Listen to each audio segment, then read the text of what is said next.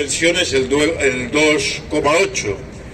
Como se decía en el comunicado, esta es una subida mucho mayor que la que nos condenaba Rajoy del 0,25, pero es una subida insuficiente. Y es insuficiente porque el coste de la vida ha subido mucho más. Y somos capaces de darnos cuenta de lo que valen las cosas en las estanterías. Pero claro, ¿por qué nos quedamos en el 2,8? Porque no somos suficientes en las plazas. Hagamos esta lectura. Hemos conseguido algo que es muy importante, desbloquear la congelación. Pero esto es insuficiente. Y no solo es insuficiente para las personas que estamos aquí, pensionistas.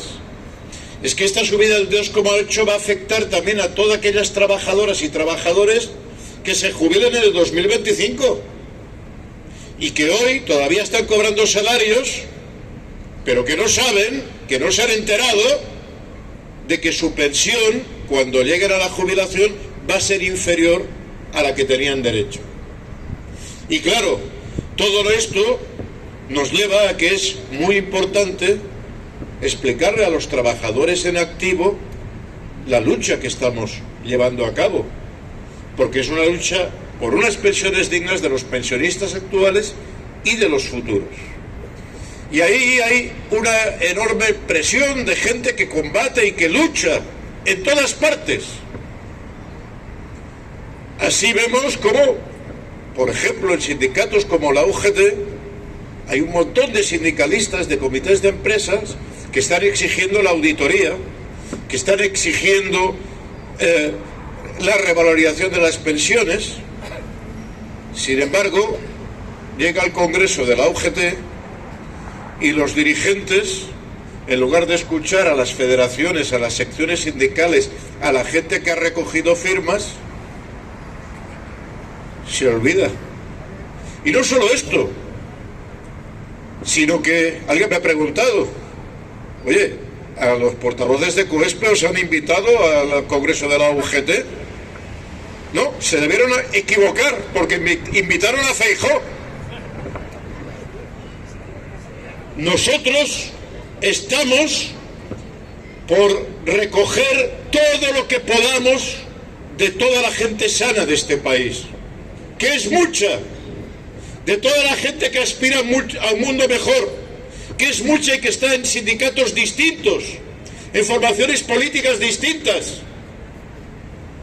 Pero les convocamos a que salgan a las plazas, a que luchen, porque el sistema lo que está haciendo es amordazarnos desde arriba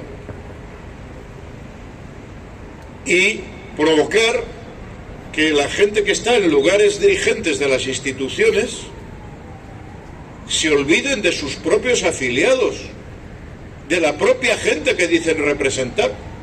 Hemos tenido otro congreso, el Congreso del PSOE. Y claro, bueno, hay una cosa interesante. Han pensado en las pensiones. Pero lo que proponen es que sí, ya tienen la solución, blindar las pensiones en la Constitución. Y aquí tenemos algunas preguntas. Primera pregunta, esta idea tan genial, ¿cómo se os ha ocurrido? ¿Tenéis mayoría para cambiar la Constitución? Nos da la sensación que con pocas matemáticas la cosa no da, tal como está la cosa.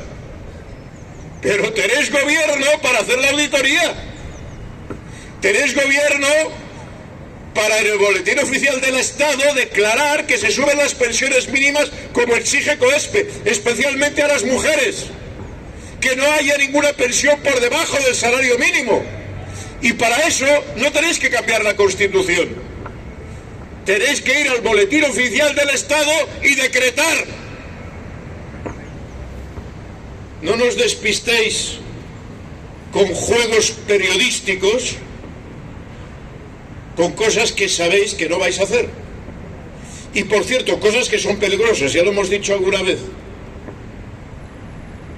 La Constitución ya recoge que las pensiones son un derecho social.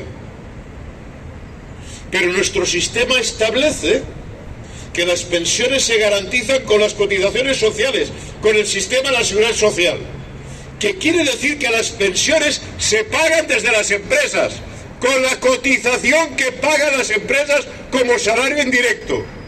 Atención al juego de hacer pasarlo al presupuesto general, porque esto nos lleva a tener que pelear si se pagan pensiones o se paga sanidad o se paga educación. Nos lleva, y este fin de semana estaba en una reunión con jóvenes y me advertían que están siendo bombardeados por influencers que buscan la confrontación con la gente mayor. Me decían ellos y me decían sus profesores, oye, es que empieza a haber un sector de chavales que empiezan a pensar que los pensionistas viven a costa de los chicos. No, los pensionistas tienen un salario indirecto que es producto de su esfuerzo y de su trabajo, y que tienen que pagar las empresas ayer, hoy y mañana. No sea que le vayan a hacer el favor al COE de pasar las pensiones a los presupuestos del Estado y bajar las cotizaciones como ya se hizo. Lo hizo Rajoy y lo hizo Zapatero. Fijaros qué contradicción. Mientras iban diciendo de que el sistema no es suficientemente solvente, van y le bajan lo que paga la patronal para mantener el sistema de la seguridad social. No nos dejemos marear ni engañar. Pero bueno, lo tienen complicado, porque a pesar de que con esos fuegos de artificio intenten confundir a la gente, cada vez hay gente más honesta, más luchadora, que decide que la única solución es la lucha, y se organiza, y entra y crea plataformas de pensionistas, plataformas de movimientos sociales, y lucha como hacen los compañeros del transporte por acabar con esta tiranía de ir bajando la edad de jubilación, de subirla. Están cambiando las cosas desde gentes que somos muy diversas. Y yo esta semana me enteraba de otra cosa que quería recordar, porque mirad, hubo un hombre que se llamaba Sadi de Buen, médico, especialista en epidemias, que en este país y en esta universidad, bueno, no, aquí estaba, él estaba en el clínico, estuvo investigando toda su vida para luchar contra el paludismo. Y él y su padre eran gente progresista. Su padre era Odón de Buen. Odón de Buen fue el fundador del Instituto Español de Oceanografía, uno de los primeros investigadores en el ámbito marino. Y su hijo, Sadi de Buen, estuvo trabajando como investigador y luchando en Extremadura para erradicar el paludismo, con una idea bastante genial, también tenía sus peligros, que era introducir un pez que se comía las larvas de los insectos que transmitían el paludismo, el de los mosquitos. Y en varios lugares del mundo, en Turquía, en Hispanoamérica, consiguió erradicar esta enfermedad. Y cuando se puso a trabajar para erradicarla en España, lo pilló la guerra civil, lo pillaron los fascistas y lo fusilaron. Y atención, hasta esta semana pasada no ha vuelto a Zuera, su pueblo de origen. Y cuando ha vuelto, cuando lo han enterrado con dignidad en su pueblo, con su gente, resulta que no había la ministra de Sanidad ni la ministra de Defensa, porque claro, alguna responsabilidad tendría con esos militares que fusilaban profesores de universidad allí donde los pillaban. Pero mirad, estaban sus nietos y sus bisnietos, y uno de ellos también le habían puesto el mismo nombre que a su bisabuelo, Said. La memoria no se pierde. A veces tiene trayectos complicados. Y ese profesor Su padre consiguió exiliarse,